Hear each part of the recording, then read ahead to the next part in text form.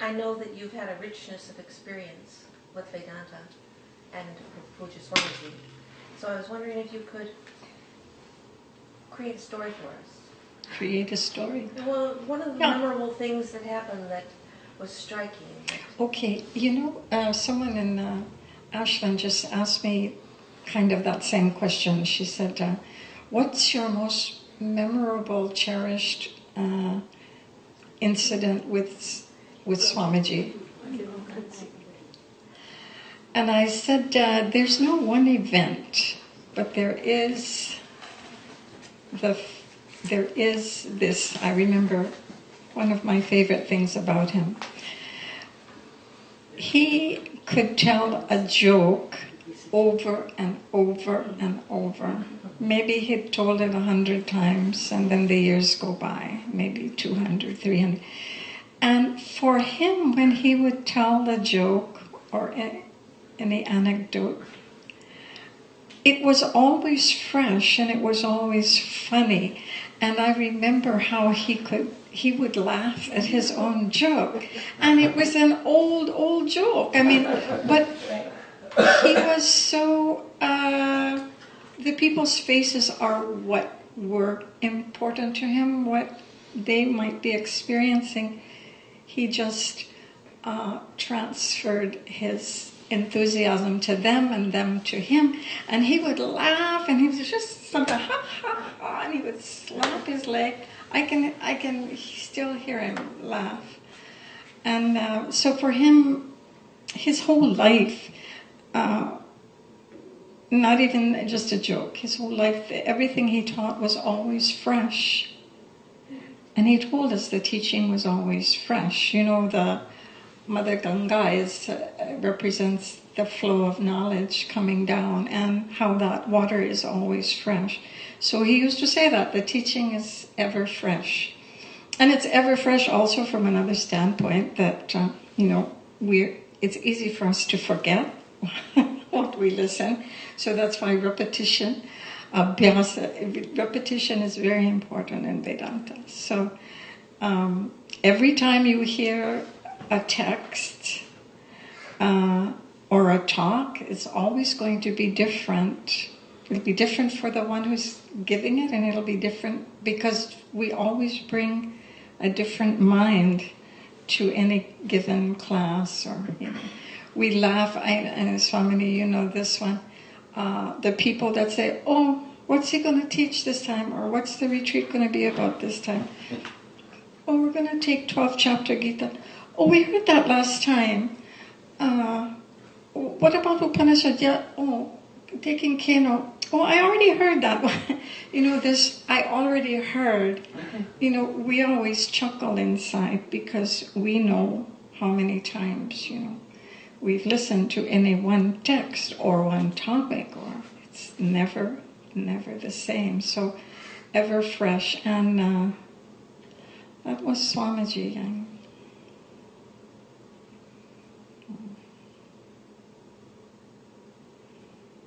Yeah. So how did you get into Vedanta? This is the good old standard fare that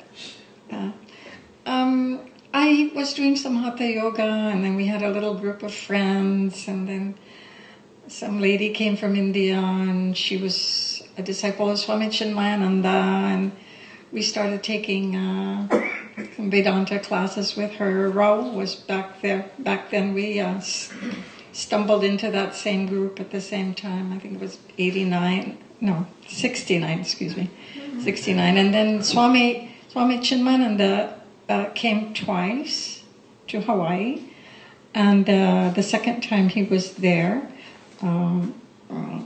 we had the news that they would be starting a course in India, a long-term course for serious students, and for 2.5 years. And so I asked Swami Chinmayananda if I could come, and he said yes, and I took off, and the teacher who was sitting there waiting to teach was Swami Vidyananda. So that's how I got there. the thumbnail version. We don't have a lot of time, but anyway, yeah.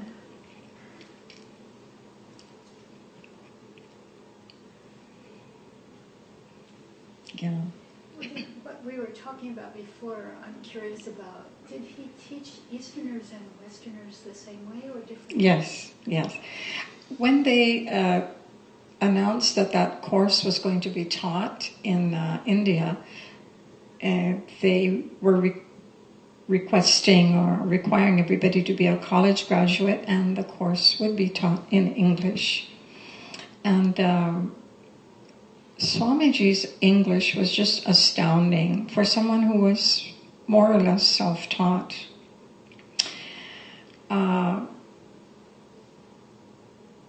I feel like I learned English from Swamiji. Grammar, I mean, his thinking was so clear. And no, he never differentiated Westerner or Easterner. Maybe if he was in Tamil Nadu and he was talking in Tamil or something, but even then he used to say he loved English for teaching Vedanta. He felt that it was a very great language for teaching Vedanta, better than any of the local languages, even Tamil. So Sanskrit, of course, first. Sanskrit first, and then English. So when you study Sanskrit, then Sanskritam, when you study, then you learn so much about grammar. So, and that gets applied to your own mother tongue, and it was one of the Avantara Palas, one of the secondary fruits of this study was to really clean up your language. Because Swamiji told us always be careful how you use your words. Very careful. And he was a master, absolute master. You have to listen or see or hear him, or on YouTube there's so much now. But there's a lovely TED talk on compassion, and every time I've heard him, even later in life, tapes and things, his capacity to just cut right to the topic and stay on topic and unfold a topic. So in that, there's never going to be any difference between Westerners and Easterners. He told us, he must have said something like that to you also, I'm sure. He said, even if you don't get Vedanta, you leave this place hopefully learning how to think. How to think. So, yeah. Did he say why he thought English was such a good language for teaching Vedanta? The question why can't really be answered, except it's the taste of a pudding is in the using. And so those of us, most of his disciples, we all also teach in English. Some are blessed that they can also teach in their mother tongues, and that's a wonderful thing, because not everybody speaks English. But when we use and teach in English, I think we get it, why he says that. Other than Sanskrit, in other words, bottom line is this vision, yes, can be transferred in English. You do not have to learn Sanskrit. He has done such a good job in training a master teacher of teachers. He has trained us so well, so the vision can be delivered in English. And that's, I think those of us who are engaged doing that, then we appreciate why. But I can't give you a nice quippy answer of why. It just works well. I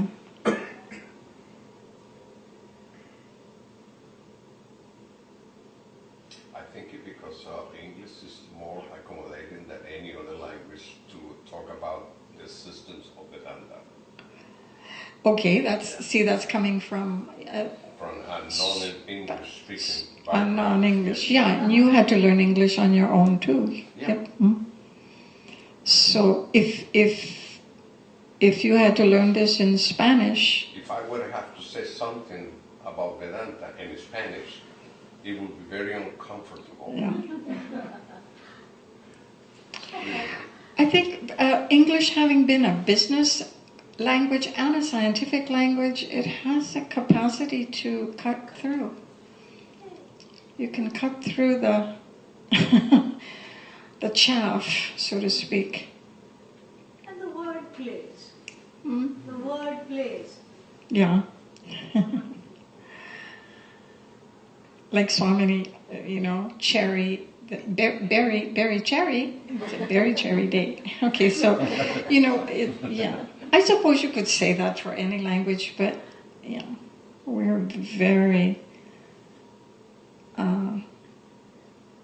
Swamiji's English itself is just astounding. I can't put it any better than that. Amazing. I think one of his most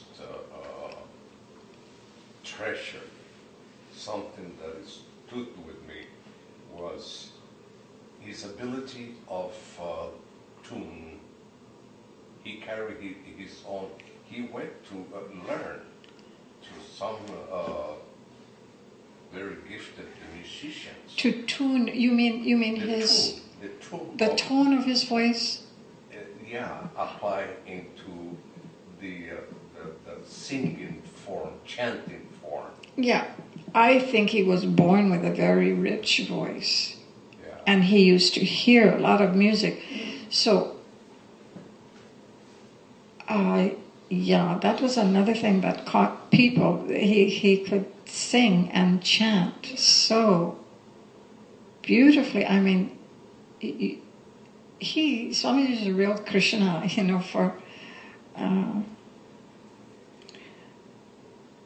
and he was a great musician. In the end, he had composed so many of his own compositions.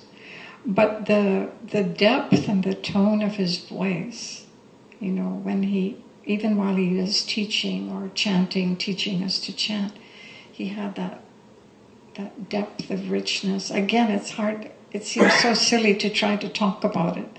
You have to hear it. Even on his deathbed, someone was singing one of his own compositions as a prayer, as a final prayer. And he really looked like he was gone, but then he lifted his head up and he came out. Singing. He came out again with that richness and was singing. It's just astounding. Mm-hmm. And I don't use superlatives, these adjectives much, but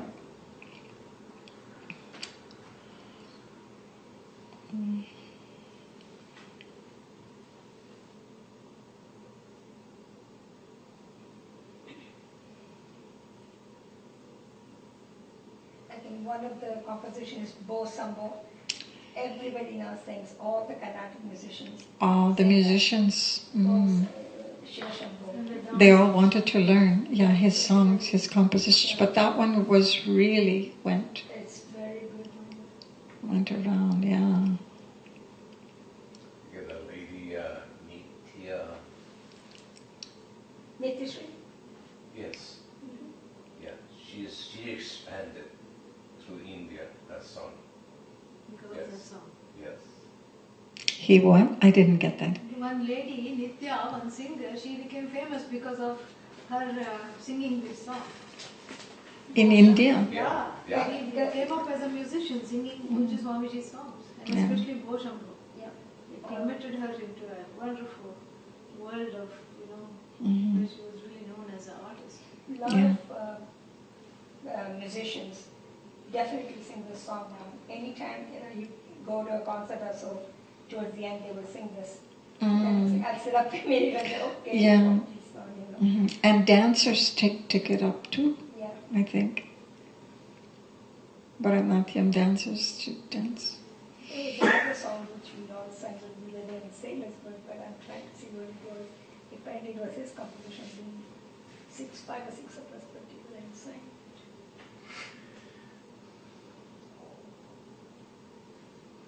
He's got an excellent voice and very good singer. Swamiji was meant to be a Jagat Guru more than any other gurus I've heard of. It sounds biased, but it's not. It's not. And there's not going to be, not decade, what's more, centuries will go by or have gone by that we'll see a teacher like that. Yeah. There's something I can share. Very early on, when I first arrived in India, and the organization was set up. So Swami Chinmayananda was the big Swami, and in fact they used to say Bada Swamiji and Chota Swamiji. Not nice now, but in other words, big Swami and small Swami. First fiddle and second fiddle, that kind of. But the people took it nicely. It wasn't. It didn't mean. It wasn't anything negative. It was just a way of speaking. So you remember that, yeah. So it was early in the course, just gotten there, I think, and the first small visit that Swami Chinmayananda popped in on us, and in his kutia he was having a satsang, and I was sitting there, and I said, Swamiji, how do we really know who is a real Mahatma, who's a real one and a not, separating? And he answered, he said, the mark of a great Mahatma is if he can create or make another Mahatma who is greater than himself. That was very early. I mean, that would have been in 1971. I mean, most of you know the two Swamis had to part. It just happened. But I think I've always remembered that as something very significant. Because it came to be. It just came to be.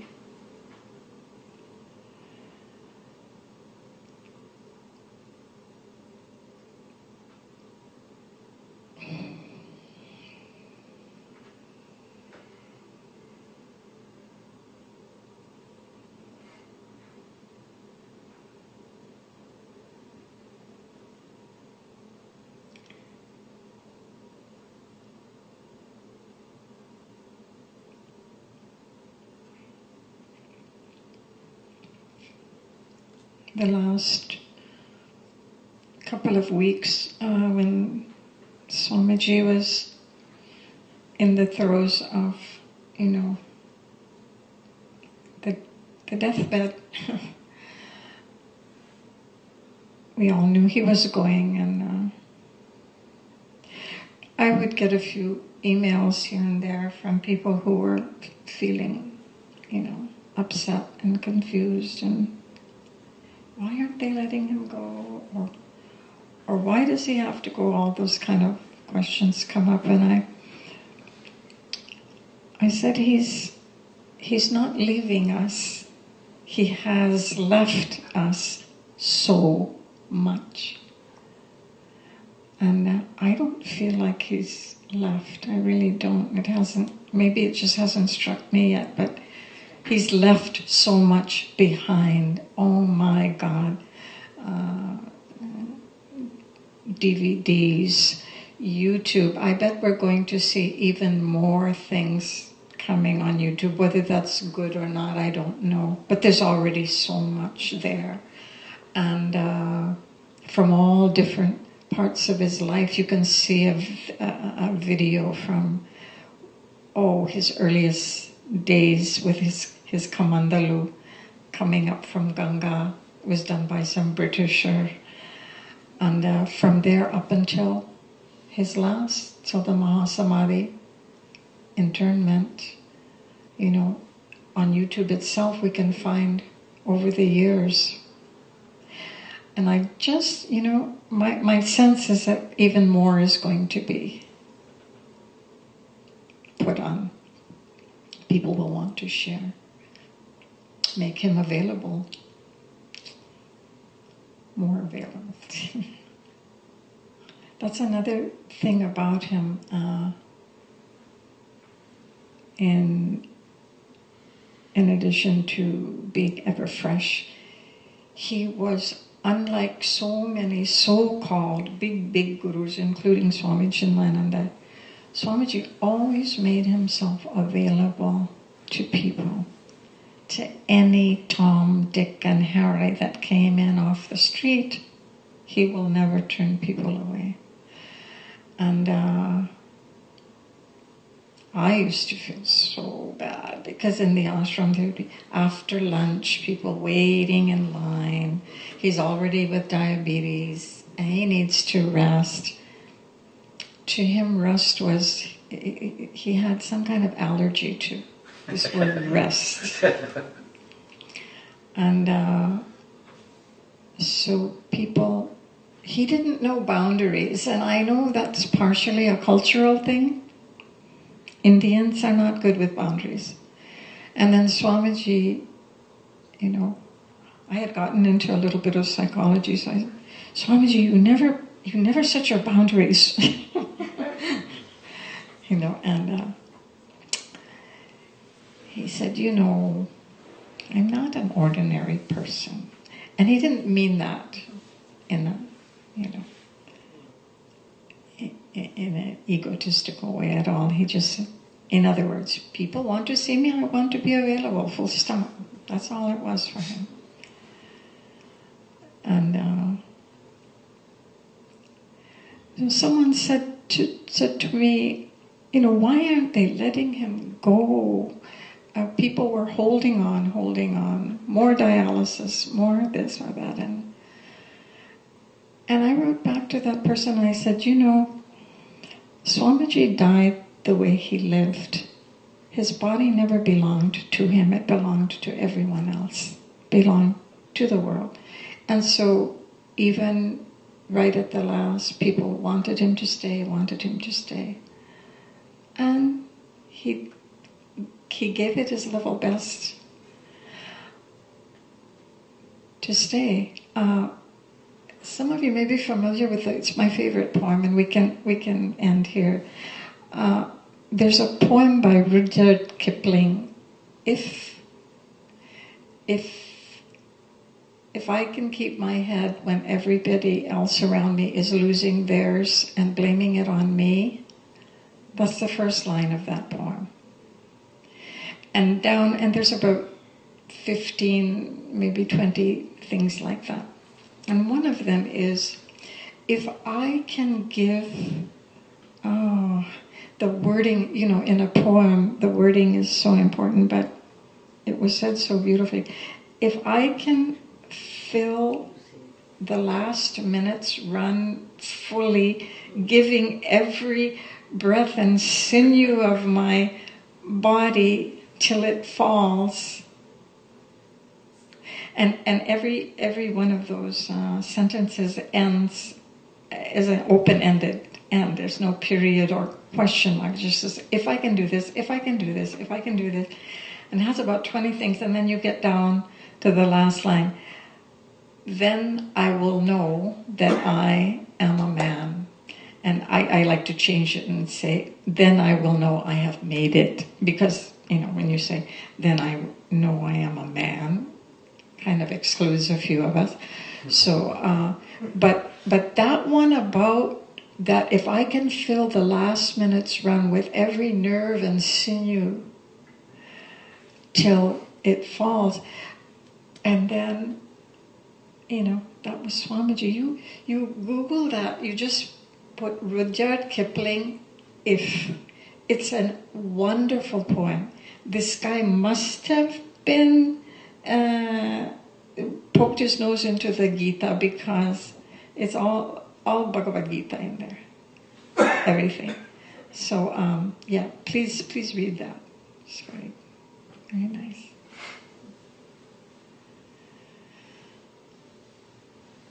Okay. After lunch is rest time. Om Sarve Bhavantu Sukhinah, Sarve Santu Niramayaha, Sarve Bhadrani Pashyantu, Ma Kaschit Dukkha Bhag Bhavet, Asato Ma Satgamaya, Tamaso Ma Jyotirgamaya, Mrityorma Amritam Gamaya. Om Purnamadav Purnamidam Purnat Purnamudachyate Purnasya Purnamadaya Purnameva Vashishyate. Om Shanti Shanti Shanti. Harihi Om Shri Gurubhyo Namaha. Harihi Om.